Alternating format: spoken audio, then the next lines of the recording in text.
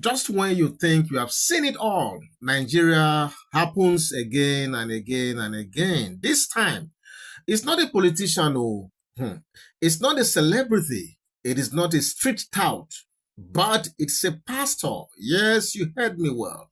A highly revered cleric for that matter.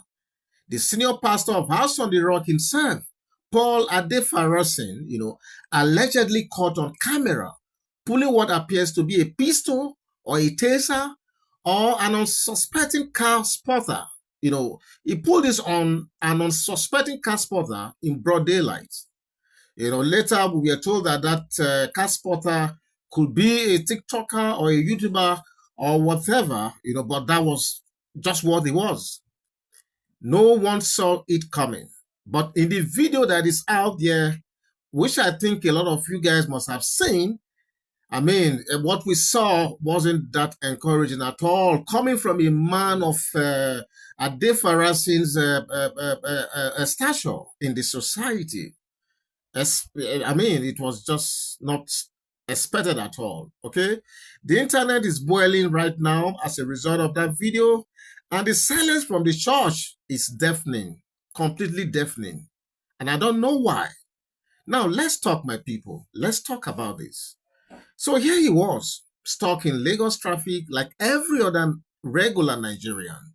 But unlike every other Nigerian, Pastor Paul Adefarasin was in a luxurious tinted glass Range Rover, no plate number in sight, and flanked by a police escort from what we saw in that video.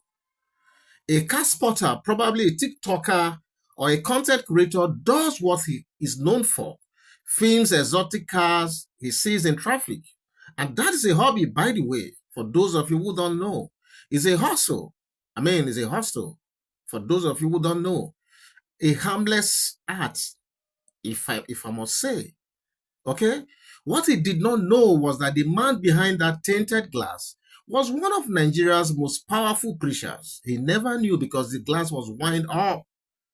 And what followed next, left millions of Nigerians, and viewers stunned beyond belief.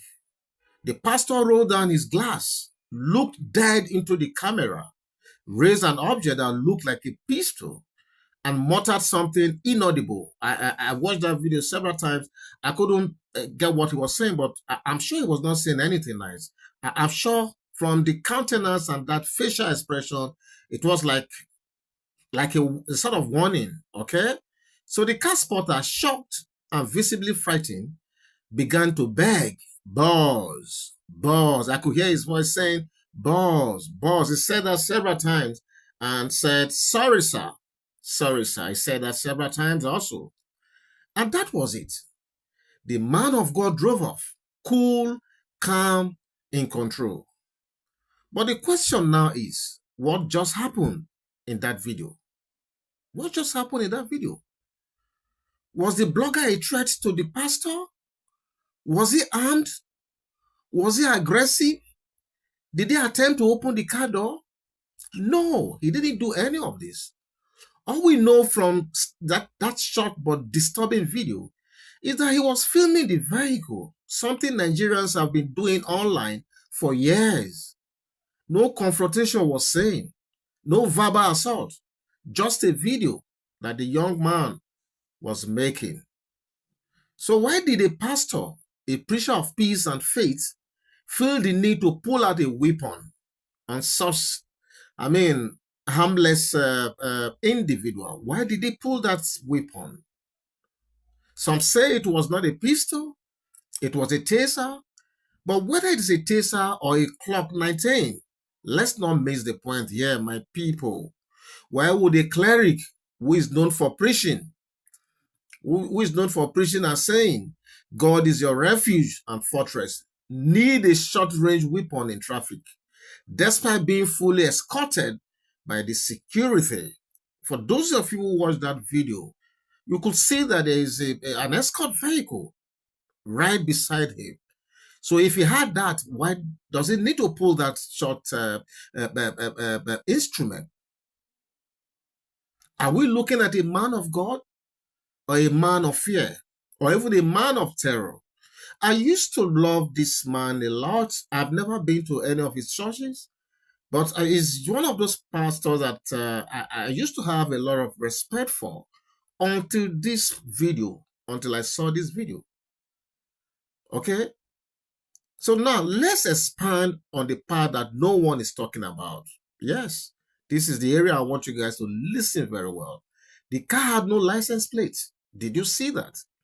What if that blogger, God forbid, had been shot?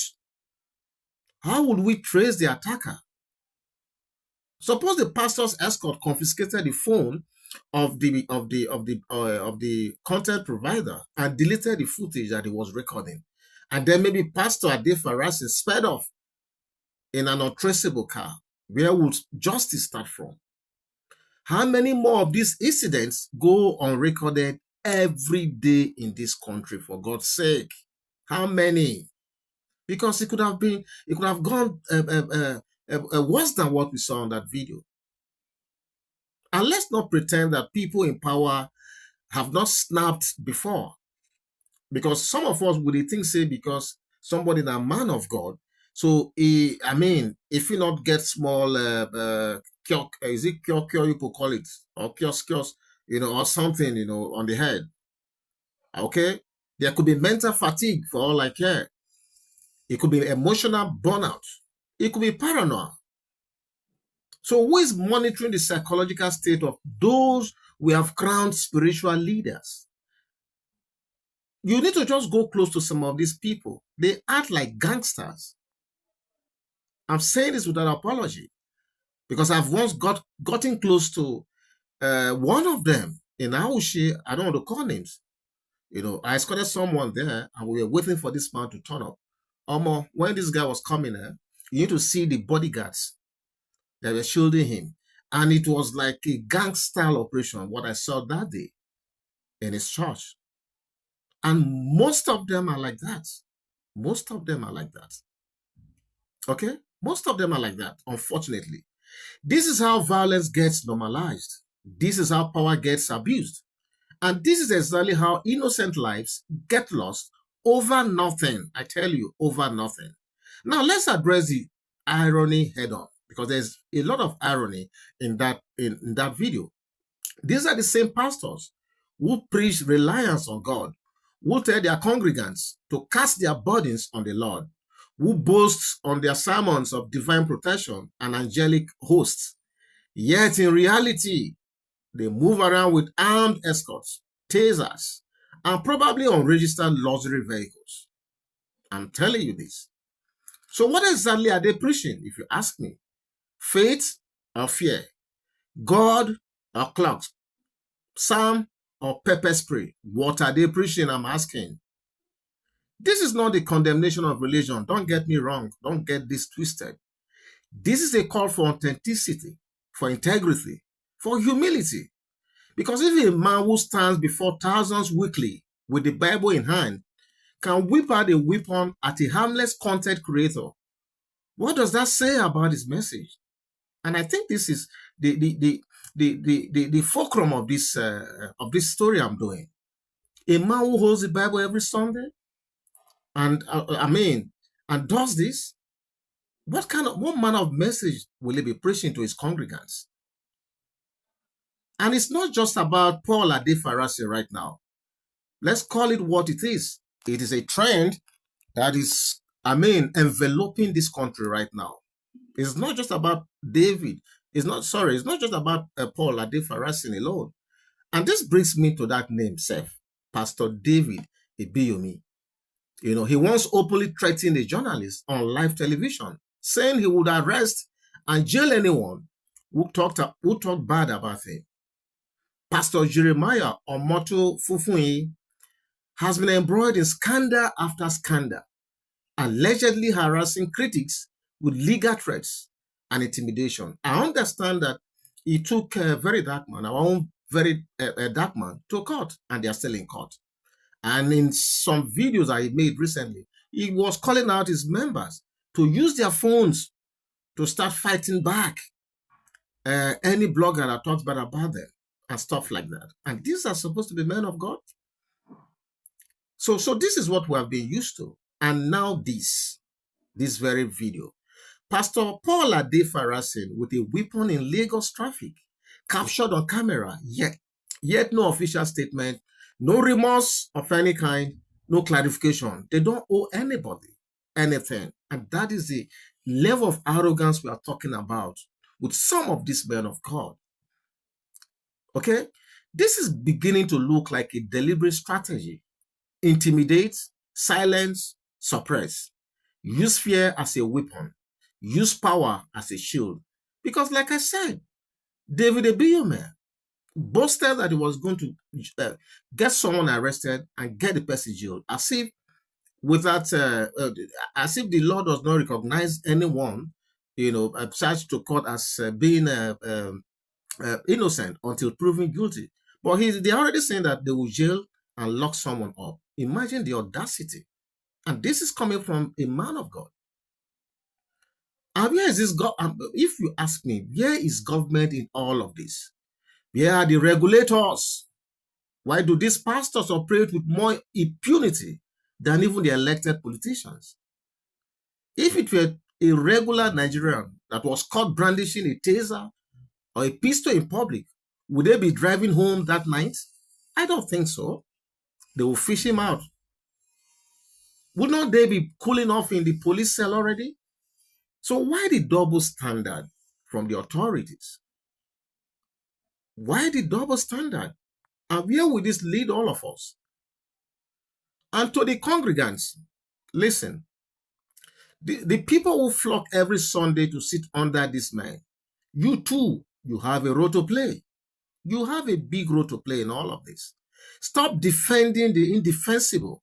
Because I know that a lot of his members are going to come out now and say, it wasn't him, maybe blah, blah. They will come out and defend the indefensible. I trust them. It's so sad. Stop enabling madness, I tell you guys. Stop it. The God you serve is not a God of violence. It's not a God of intimidation or God of luxury cars without license plates. He's a God of humility, truth, peace, and justice. And that's all about him. This is not about religion. For those of you who may begin to misconstrue this message, this is not about religion. This is not an attack on Christianity. This is a demand for accountability, a plea for human decency, a call for leaders, spiritual or secular, to lead by example. Because if pastors are now wielding weapons in traffic, then who really needs deliverance from any of them? I repeat, who will need their deliverance? And with this, I don't want to make this video too long, but I tell you, those of you who have watched up to this point understand what I'm saying here. It's all about accountability. It's all about humility, love, and peace. What do you think about this unfolding story? Please feel free to go to the comment section and leave your thoughts right there. And hopefully, we'll take the conversation further from there. God bless you. I'll be with you soon. Bye-bye.